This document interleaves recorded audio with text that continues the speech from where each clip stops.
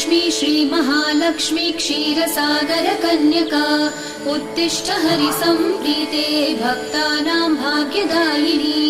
श्रीलक्ष्मी श्रीमहालक्ष्मी क्षीरसागर कन्यका उत्तिष्ठ हरिसम्प्रीते भक्तानां भाग्यदायिनी उत्तिष्ठोत्तिष्ठ श्रीलक्ष्मी विष्णुवक्षस्थलालये उत्तिष्ठ करुणापूर्णे लोकानां शुभदायिनी उत्तिष्ठोत्तिष्ठ श्रीलक्ष्मी विष्णुवक्षस्थलालये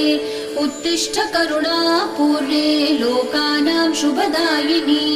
श्रीपद्ममध्यवसिते वरपद्मनेत्रे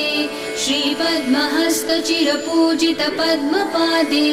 श्रीपद्मजातजननी शुभपद्मवक्त्रे श्रीलक्ष्मी भक्तवरदे तव सुप्रभातम्।